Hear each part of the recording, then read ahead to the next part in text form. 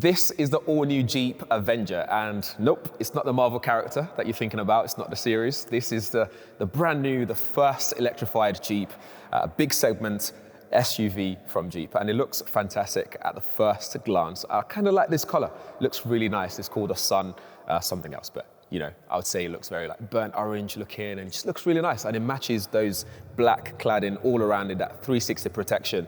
But before I get too far into it, let's start with the design. Let's talk about the front of the car first, and then we'll go around and see what else they have on offer here. So a lot of the Avenger looks like a Jeep straight away. So if you see one of these on the road, it has Jeep's DNA all around it, so which is very important. It's not trying to be too electrified in terms of the look. You know what I mean when I say that. It's not looking too Prius-y, that kind of vibe. It looks really good, I like it. Got LED front lights there.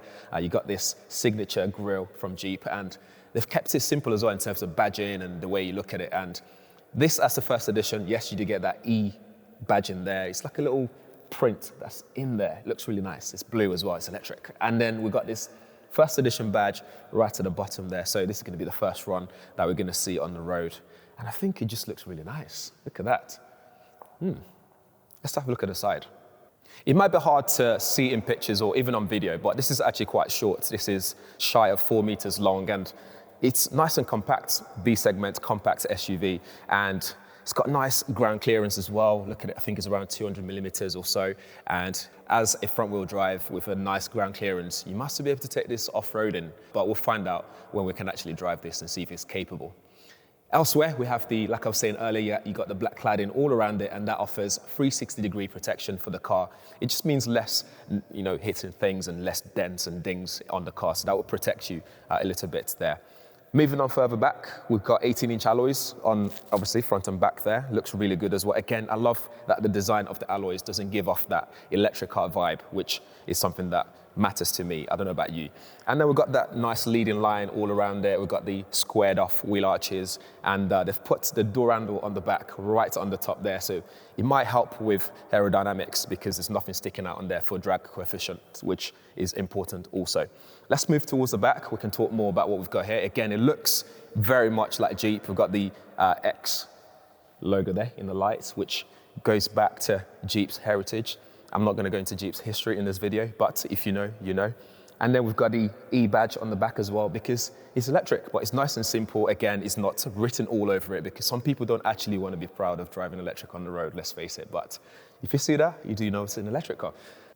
To get in the boot, you can obviously use your keys, press and hold it, it opens the boot as you wish to do so, you can use your hand. But in the situation where you go your hands full of shopping bags and all that kind of stuff, you can just sort of sweep your feet underneath and you get the hands-free tailgate opening, which is really nice. And you get around 381 liters of boot space in there. And what's also cool is because this is a practical car, this is a car that you can take out on the roads and off-roading, and you might get your feet dirty, you might have a wet, swimsuit or whatever from surfing and all that stuff. You can open this up and split it up so you can put your wet items on the bottom half and then put it away, hide it away, and then you got space to put all your dry things. And I think you got hooks as well for your shopping baskets and stuff, which is really good. If you fold the seats on the back, that will give you a 60-40 split, so you got more space in the back there. But that's about it for the boot space. I think it's big enough, it's very practical. You could probably fit me in there. Again, I'm not sitting in it. Oh, let's go.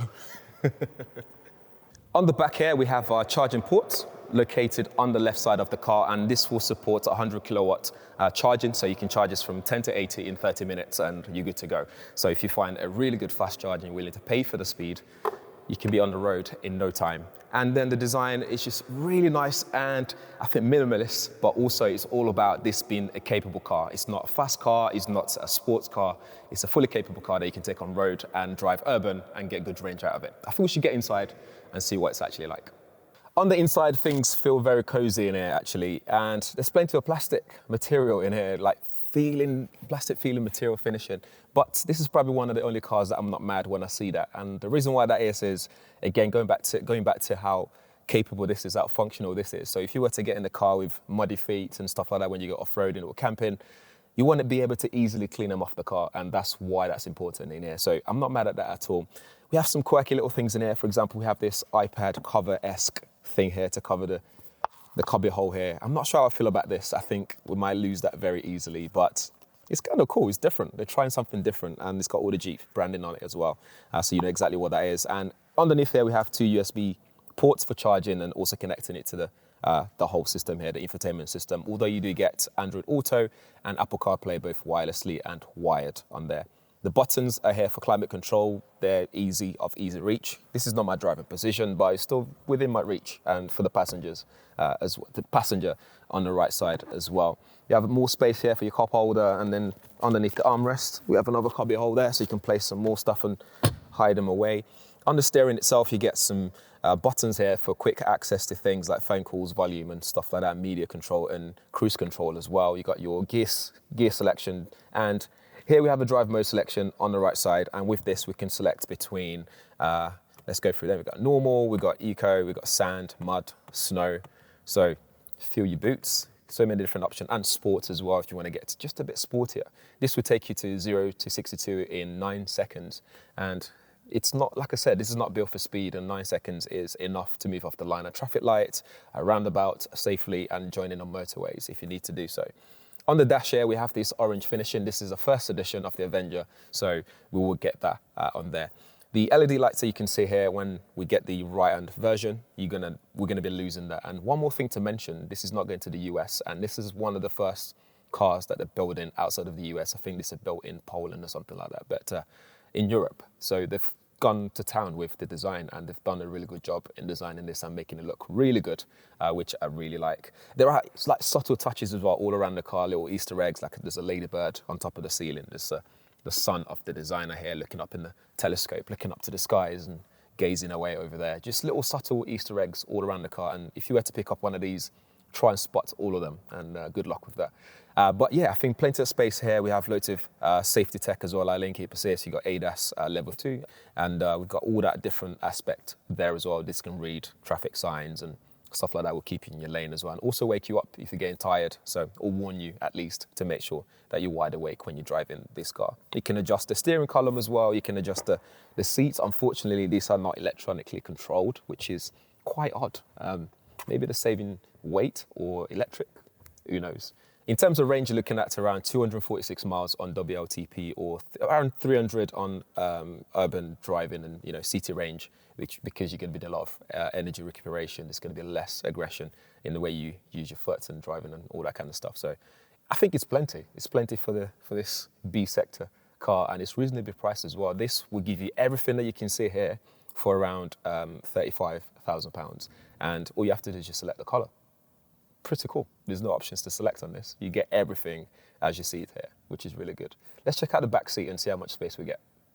Nice. This is the back seat, and like I said, that's not the driving position that I would assume on the front, but even with that, there's still kind of enough knee room there. Headroom is really good as well. Space for my feet to be tucked away underneath there. We've got a center column here, which means whoever sat in the middle will have to raise their knees a tad bit. It's one USB-C port here for charging your devices at the back. And as you can imagine, if you sat here and someone sat at the front like this, look at that space. It's really not a lot. But this is not a touring car. It's not a car that is meant to be carrying a bunch of people here. But you still be able to fit, I'm 5'11", you still be able to fit someone like me at the back to drive from London to Birmingham. So a quick 70 miles drive comfortably without stressing out about space on here and headroom. I think it's pretty cool. And you got headrest to rest my neck as well. Pretty good. So that's everything for the first impression and the first look of the Jeep Avenger, the all-new Jeep Avenger, all electric. Let me know what you think in the comments below. I think at first glance, first impressions, without driving it, I think it looks really cool. And for people that don't want a big SUV, this would be a really good alternative for them whilst they're keeping it functional and practical for everyday use. And if they still want to go off-road, apparently you can do so in this, even though it's front-wheel drive only. Let me know what you think in the comments below. But yeah, that's it. If this is your first time around here, please do subscribe, smash that bell notification so you get notified every time there's a video up on the channel like this one. Thanks for watching. Catch you in the next one.